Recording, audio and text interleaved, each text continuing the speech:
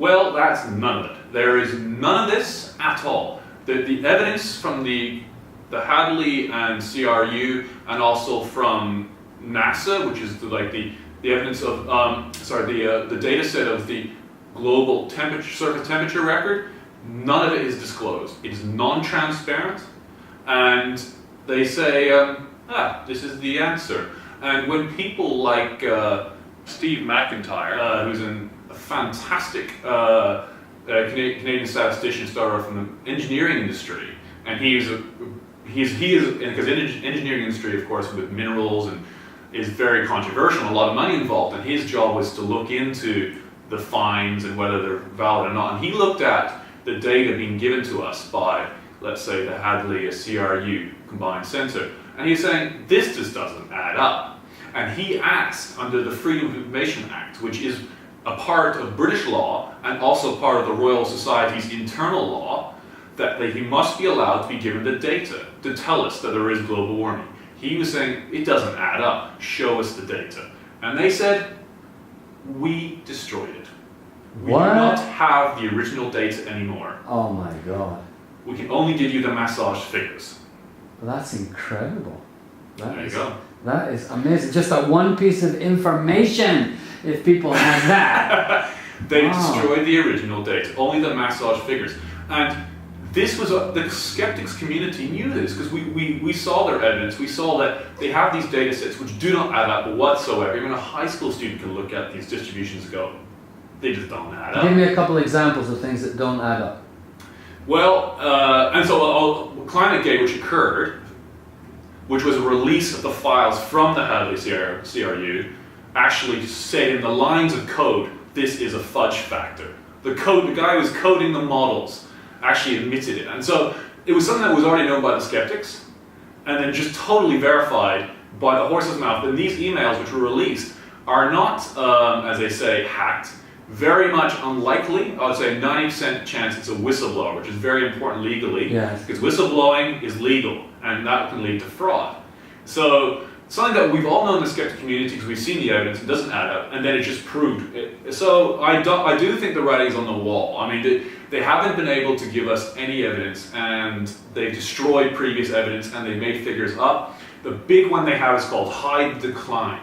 Now, this is the major, probably the most important bit of evidence, the so-called bit of evidence, coming from the IPCC. Now, the IPCC are the Intergovernmental Panel, and they release reports every 4 or 5 years.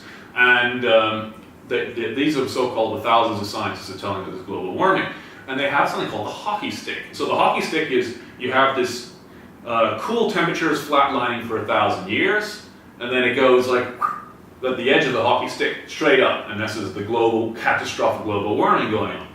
Now, what did they base it on? Did they base it on temperature readings across the world? No, they based it on one temperature site, on the bristlecone pines in America.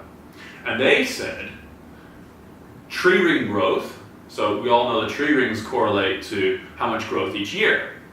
They said it correlates to temperature, but any biologist, including your high school biologist, will know, well, what is a limiting factor to growth? Most common, and especially in this case, water availability.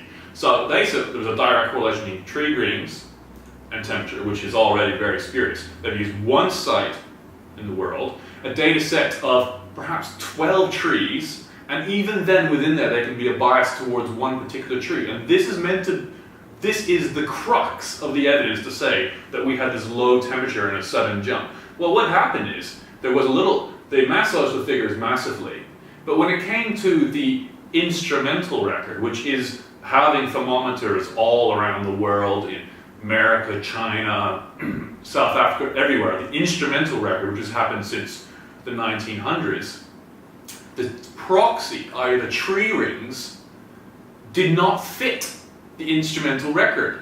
So they hide the decline. They had two temperature sets that didn't fit. And what they did was they put the tree rings here at the bottom, and then they had the instrumental on top, and they joined it together, which is it's complete falsification.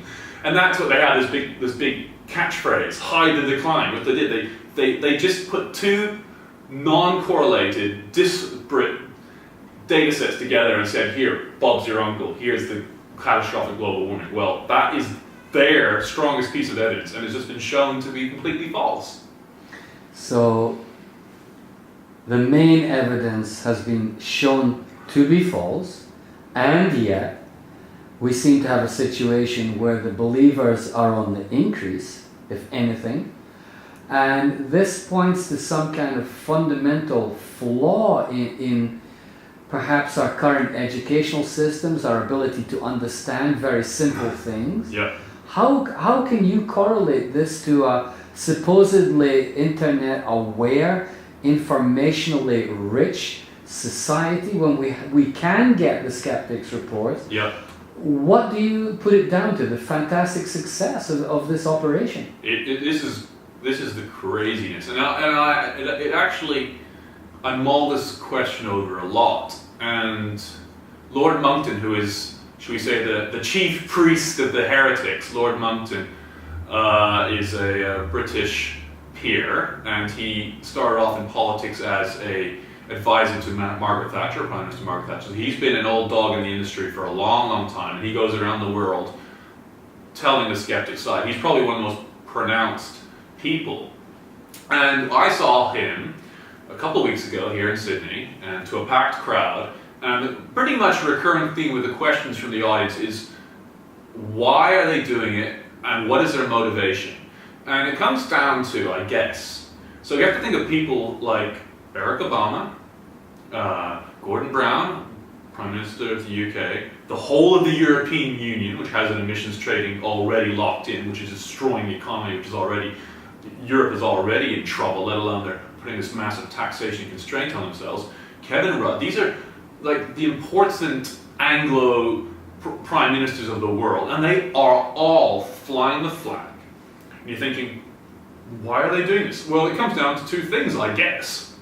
As a thought experiment, either they're ignorant and they truly believe that there is a problem, or, dare I say it, it is malicious. Mm. When I say malicious, there is a hidden agenda. Mm. So, those are the only two ways I can look at it. And then you think to myself, well, these prime ministers have phenomenal resources at hand, and they are touting the largest tax, greater than the cost of World War II. You think they would research it. They've already spent billions and billions on the whole topic. You'd think they would research whether it is true or not. You know, it's quite important. And taxation generally is a bad thing. Prime ministers lose votes from taxes. So they're foisting this huge tax on. So I'm thinking they could be ignorant. If they are, that is gross negligence, because you can't put on the biggest tax in history since at least World War II, which I think is a massive tax. Well, tell us a little bit about the tax for the Japanese viewers in particular. They might not know about the tax. Okay, what we're going to do, what all the countries are going to do, is an emissions trading scheme. Comes in different names.